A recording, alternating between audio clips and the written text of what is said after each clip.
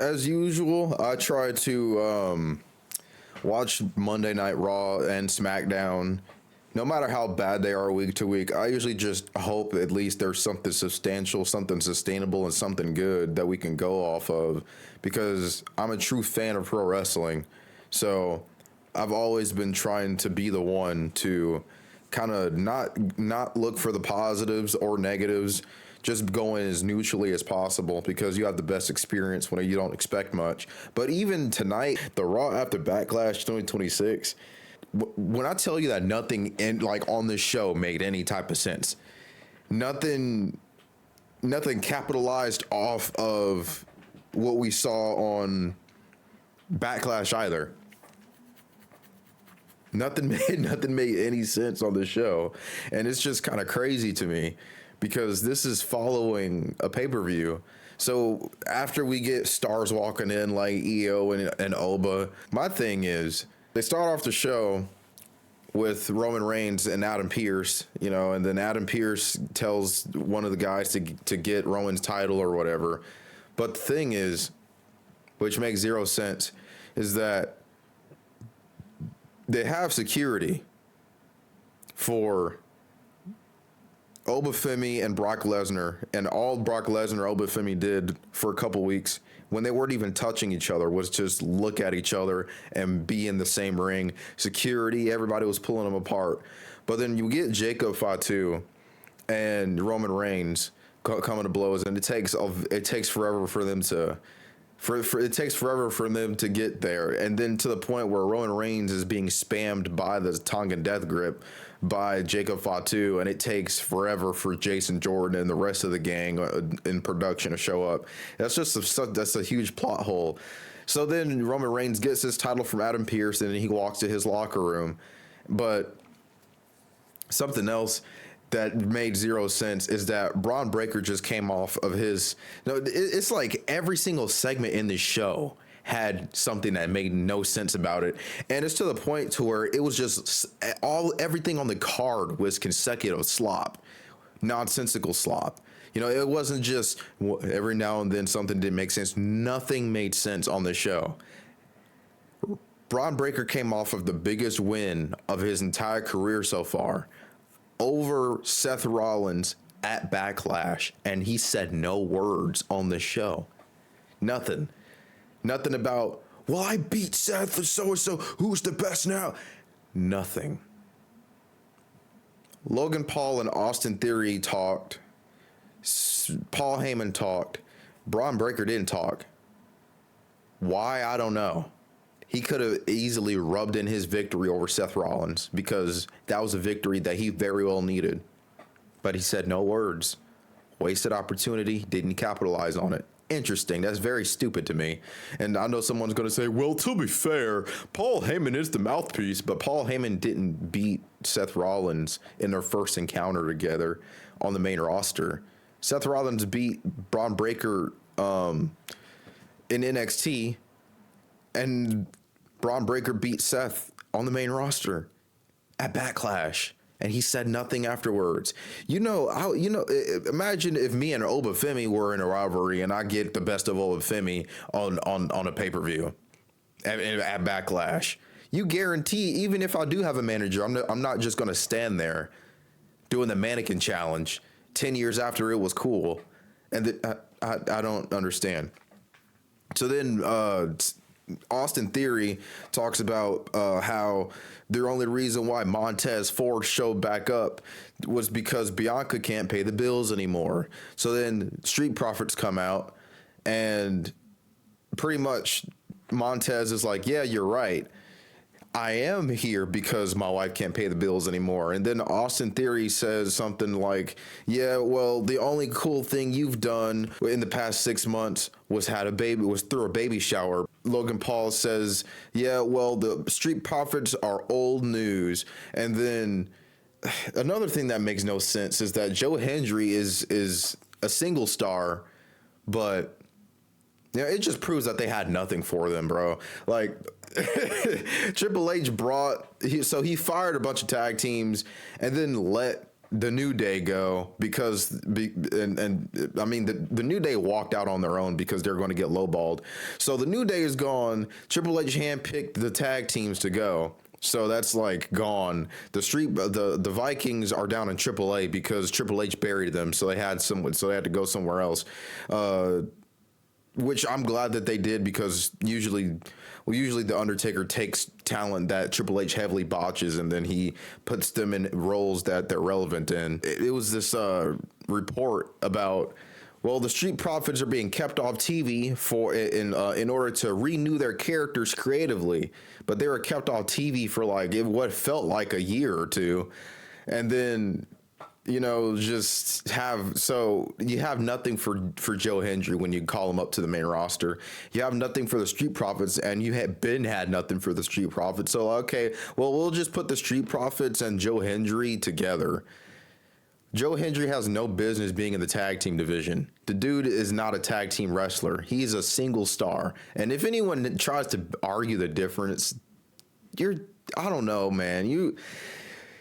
It's one thing for Logan Paul and Joe Hendry to go back and forth. That's cool. But when we're having Joe Hendry being dragged into 6-man tags, 2-on-2 tags, possibly 8-man tags, that's when it starts to get nonsensical. Somebody like Joe Hendry in the tag team division. So now he's a third member of the Street Profits, apparently. So now when Joe Hendry and Seth Rollins are joining the Street Profits, they're going to be in a faction of 8 people. And now we're going to have an 8-man tag. So Seth Rollins, Joe Hendry, and the Street Profits versus Division. That makes zero. Oh my God. Dude, I swear, man. Like nothing makes sense on the show, especially like this week is in particular crazy. So, yeah, you can tell, man, like the AI deserves a raise more than the creative team because at least the AI stepped up. Of course the AI put on some slop or whatever, but at least the AI is trying. That's more that we can say about the creative on a week to week basis. So then, Joe Hendry says, Paul, fire Logan, Paul. So now they're going to have a 6-man tag. Joe Hendry does not belong here. He just does not. Dude is a single star. So yeah, we get Montez barking at Logan Paul and Austin Theory like a dog. I'm not exaggerating. That's what happened. And then he did one of his dives because we have to get one of those in at least every show. Man, I swear the dive at ringside used to be so cool back when it wasn't done every week or in slow motion replay before they go to commercial, or they pimped that move out. So then Braun Breaker's about to spear one of the people, and then Seth Rollins joins in, and then he distracts them, and then you got, I think it was Austin Theory getting rolled up. But the thing is, they're the tag team champions. Like they're actually like the tag team champions. But like, why are they losing after a pay-per-view either? Like, I don't understand. Bro, Penta lost like last week. So why are the champions losing on these shows? But why is like a fruit roll-up? I don't bro. So now by the time, okay, and the reason why this doesn't make any sense is because by the time that we get to a match between them that has to be important, it won't be as important because we already saw Austin Theory lose to Angelo Dawkins. So we already saw a payoff pretty much. What else do we need to see? The challengers, the potential challengers already just beat the champ. Okay. And so, yeah, we get Montez Ford going off on Seth Rollins. So pretty much, he's booked to be an absolute moron because he's going off on Seth Rollins, pointing at Angelo Dawkins, implying that he did something to Angelo. But he's the reason why y'all won the match. And even if, and in kayfabe, even if Seth Rollins, even if Montez Ford didn't see anything and he doesn't know that Seth Rollins hit Angelo or not, he's literally yelling at the Vision.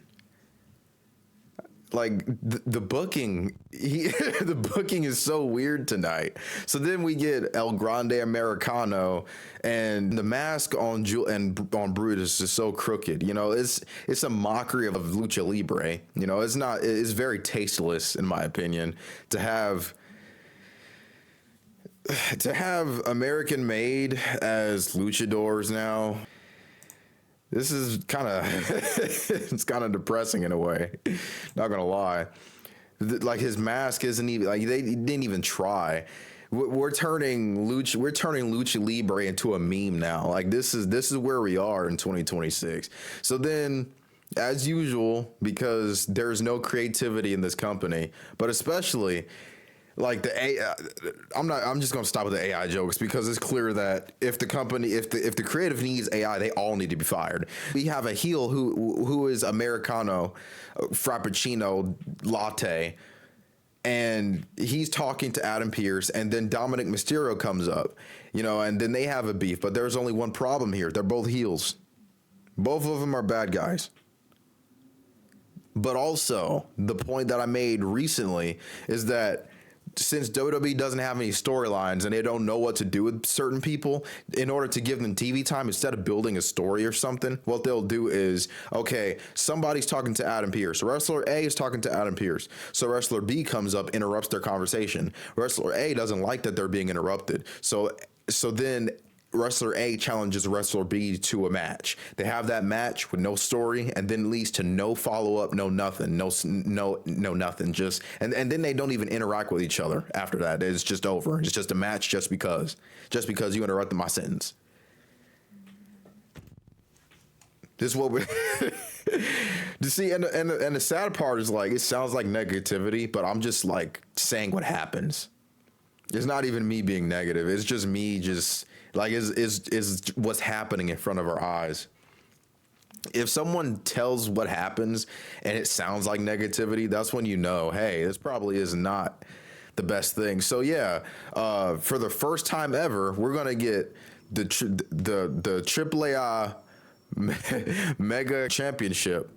But the only problem is we're going to get the first time ever on Raw, the AAA Mega Championship being defended against that's the first defense ever on Raw for the AAA Championship. Is just against a cosplay parody luchador. That says a lot about how they feel. Anyways, yeah, so that match is made, that heel versus heel match, for no reason, even though, bro, it's just like both of them are heels. And then Angel and Garza won an opportunity. So, you know, they're going to get one, but they'll probably be their last in the company because they're probably already on their way out. So Penta comes out for a promo, then Ethan Page comes out, and Ethan Page cuts one of the best promos of this week, of this month, honestly, because people, honestly, here's the thing with everyone's promos on this show. The Stars' promos were cutting and scathing, and they weren't nice to each other, which is all I wanted to see. Because for the past since 2026, the wrestlers have been glazing each other. Like for example, when they're supposed to be in a rivalry, Seth and Braun Breaker were like, "Yeah, you're a Hall of Fame wrestler, and I respect you a lot, and I'm gonna beat you at Backlash, and we're gonna see who the true rookie is. And you know what? I'll give you. You're a freak of nature. You are amazing. You are." Like, what? And then on top of that, Jade and Rhea were having a promo, and they were talking about each other's bodies. They were glazing each other's accomplishments. They were talking about how they look good. Like, what the hell is going on here? Weren't y'all two just beefing on Twitter, and then they blew up the wrestling community because everyone thought it was real, which I still think is real. But come on, man, like. So to see people bringing up each other's personal life, and Austin Theory talking about Bianca, you know, and talking about how she couldn't pay the bills. So, you know, I like that type of stuff. You know, and then Ethan Page talking about, you know, the greatest country in the world, Canada, and just going on and talking about how he deserves a better spotlight than something simple as Raw. So how about Saturday Night's Main Event? I like stuff like that. You know, just when a heel is a heel, you know, because people know to boo Ethan Page, but then they see somebody like Gunther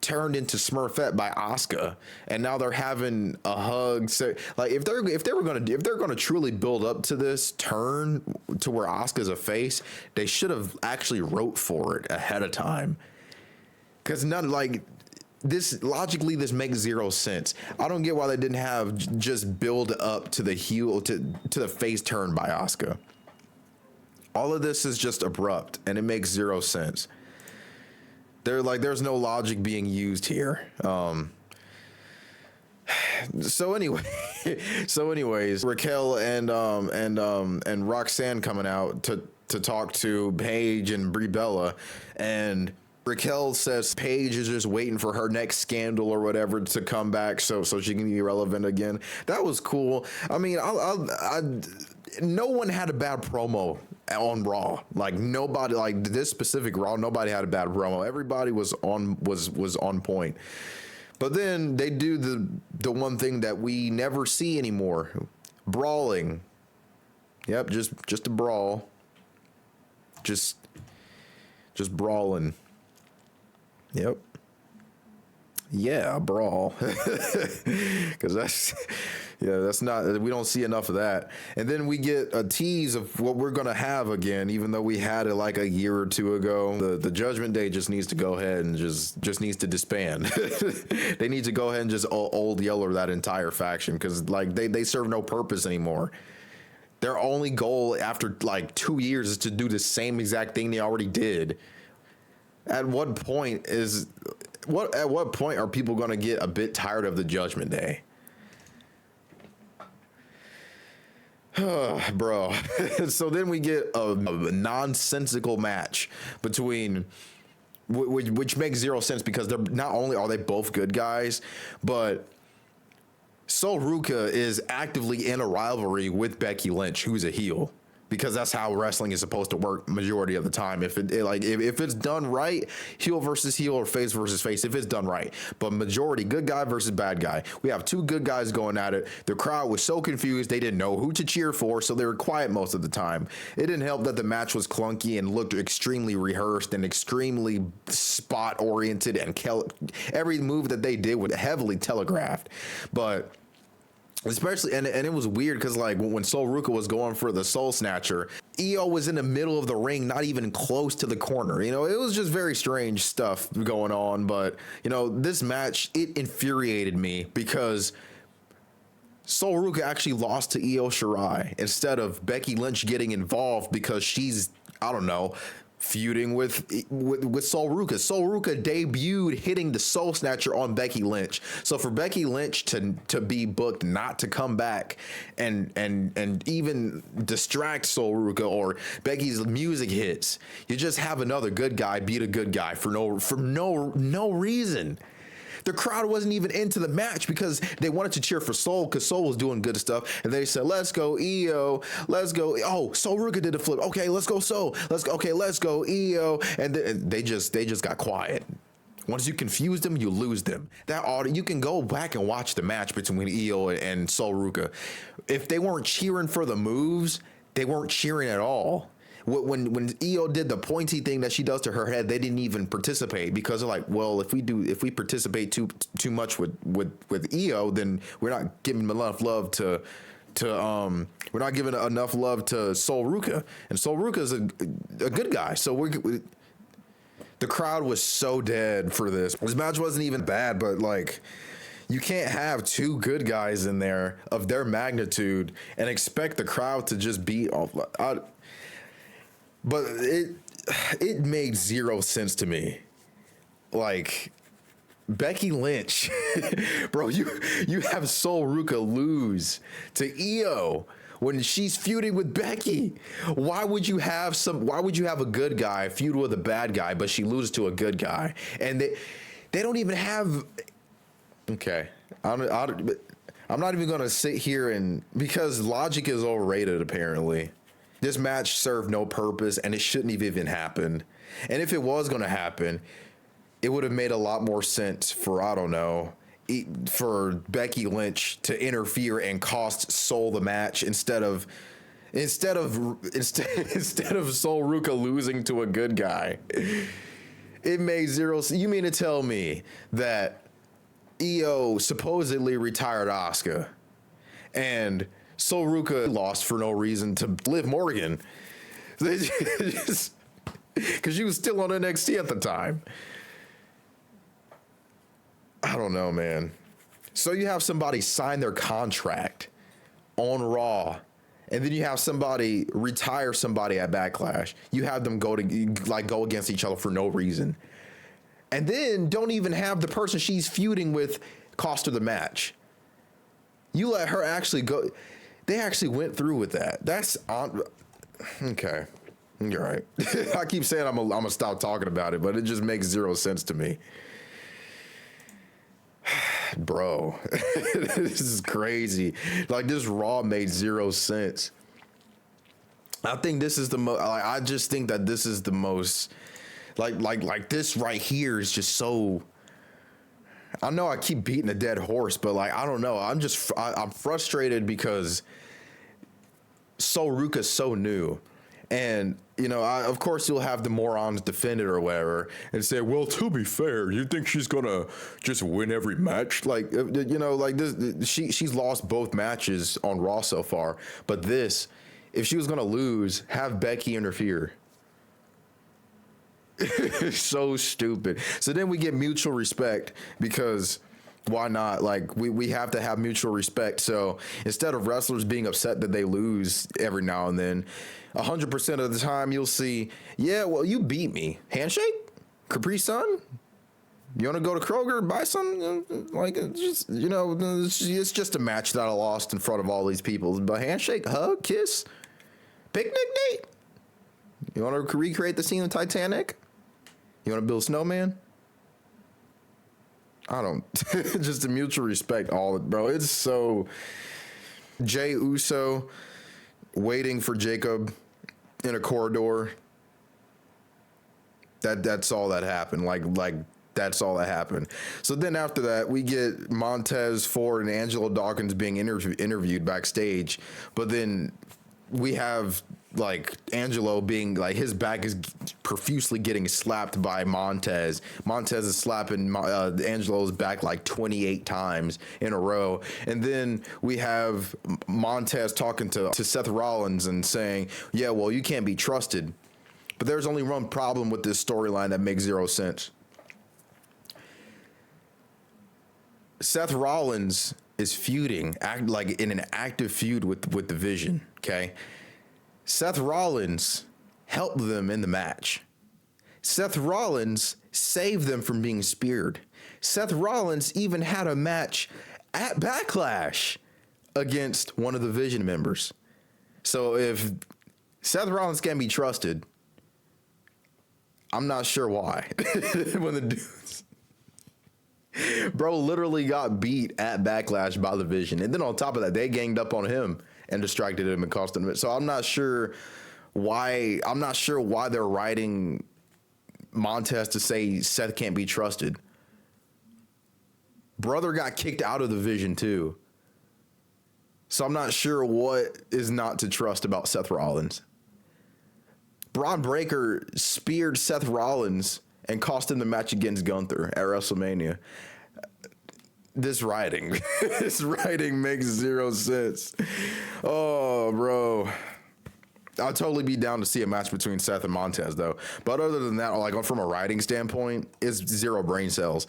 So then during commercial, Liv Morgan says she's the greatest women's champion of all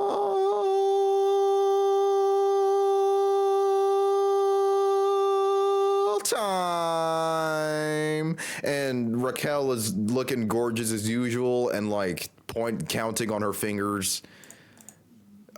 Just being impressed about the lung capacity of Liv Morgan. And then she claps, and then we go to like that's literally the promo. That's it. She just says she's the greatest of all time, and then they move on. And then they come back from commercial. We see EO saying, "What a great match. We'll fight again one day." But there's only one problem. Y'all are two good guys. And the crowd was so confused on who to cheer and who to boo. So they just started cheering for the moves. And then Becky was like, "Ha, you're supposed to be the big thing. You can't even beat Rio Giannetti." But the thing is, why the hell wasn't she out there costing her? Like, if you, no, I'm not saying that EO isn't good enough, because clearly she's the best. She's one of the top 3 best women's wrestlers in the entire world right now. But Becky Lynch and Sol Ruca are feuding. It would make all the sense in the world if she's going to fight another good guy, at least have her be cost the match. Oh, this was so stupid, bro. Oh, man. So then we get Obafemi having an open challenge. Adam Pearce says, there's going to be no open challenge. It's canceled. So then Obafemi comes out the ring and says, you can't do your job. You cannot do your job. And I'm just thinking to myself, well, it's not Adam Pearce who can't do his job. Is Triple H and the rest of the creative and the AI kid that can't do their job. So then, because the dude retired Brock Lesnar, and like nothing for him but open challenges, and they're gonna have one next week too. Yeah, like I never in my life would have thought. You know, it'd be crazy. Imagine if Obafemi actually wins at WrestleMania, but then, like, I don't know, just has an open challenge spree forever. Like, I never would have thought that, but it's reality right now. So then he grabs Humberto and Garza, and then drags them out. And then we got Humberto being carried like one of the girls from Next Friday. So then after that, we get them just being buried as usual, because that's kind of what happens. And then after that happened, Garza went on social media and changed his profile picture to an all black one. And then he says, thank you to everyone who never jumped off the ship and kept supporting me and Garza's legacy. And yeah, y'all got ruined and tarnished like crazy though. Like, I really hope they go away, because they deserve better. That sounds negative, but at the same time, it's like, okay, well, how long can you stay here and watch somebody? You know, and that's the thing with these wrestling fans. They'll tell you you're being negative because you want them to go, but I'm like, I'd rather them leave and go somewhere they're appreciated than have their legacy ruined every week. But that's just me personally. So then we get another Frappuccino latte vignette promo, whatever, and then we have JD McDonald's being taken out by Finn Balor, who looks extremely young, and then he says, "Don't you got a match? You're going out there alone." And then we get an amazing shot of the modernized WWE AAA Championship, AAA Mega Championship, and the tooling on it. You know, I don't know. I really like the way this looks. But I mean, I'm not gonna lie. I prefer the older version. I prefer the pre-WWE version of the title. But this one looks good anyways. So then El Grande Americano latte gets involved and cost the original latte Frappuccino Matcha Espresso the match. And then, yeah, that's it. Like nothing. I mean, it's just a heel versus heel match. I'm just thinking, hey, an interference. This should have totally been what Becky Lynch should have done instead of just.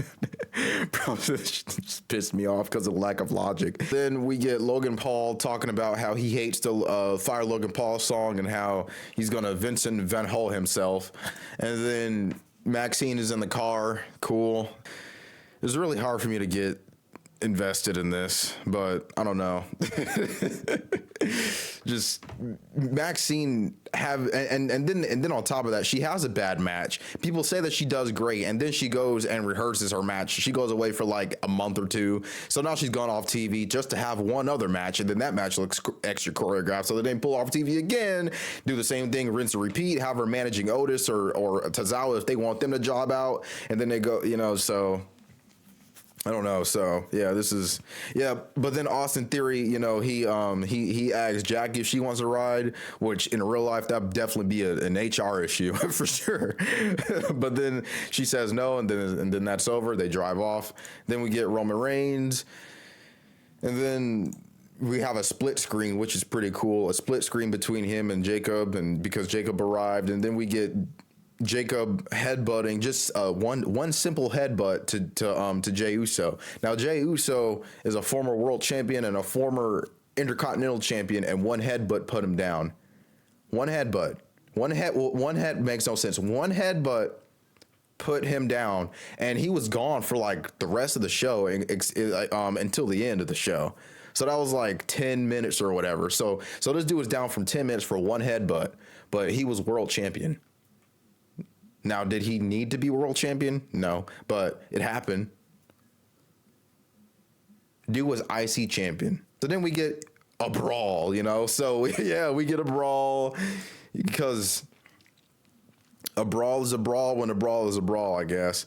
So then after that, we get Jacob being hit with a chair, and then something crazy happens. Something crazy that we never saw coming. The Tongan Death Grip. Yes, the Tongan Death Grip on Roman Reigns. So then he breaks free, and then we do it again. Another Tongan Death Grip. Okay, cool. Now they're outside the ring. Where they going? Oh, a Tongan Death Grip outside the ring too. Wow. Never would. We never saw that one coming. Tongan Death Grip. Yep. And then on top of that, on top of spamming the Tongan Death Grip, oh wait, never mind, another Tongan Death Grip. So then on top of that, Roman Reigns gets pulled through. He gets put through the table. It's kind of what happened at Backlash. It's just like this whole segment was just a copy and paste of literally Backlash. So then they try to, get Jacob away from Roman or whatever, and then Jacob goes back just like Backlash and hits and then he hits Roman Reigns with another Tongan Death Grip, but this time on the ground. Oh wait, he did that already. None of this is acceptable, bro. No, and then on top of that, a huge logic gap is that Jacob said his words, if you want me to acknowledge you, you're going to have to beat it out of me. You're going to have to beat me. And I'm like, bro, he just did. Literally on Saturday, he beat you at Backlash clean. He beat you clean because he ripped off the turnbuckle pad, but he didn't use the turnbuckle. He just Superman punched it, speared you, and pinned you. What else is there to do for Roman? He already proved that he's a better. He already proved when he didn't need the Usos to beat you. He beat you himself at Backlash. So get to acknowledging, I guess, Jacob. You lost fair and square. I don't know, man. None of this really made any sense. One cool detail I did like is that Asuka brought back the signature single line that she had back in the early 2010s. That was pretty cool. But yeah, besides that, I mean, everything we got, it was just a nothing burger and a copy and paste from Backlash. That's it. That's all that happened. That final segment was just nothing made sense, bro. Nothing made sense. Talking about beat me. He did. He beat you. Roman beat Jacob Fatu fair and square Backlash.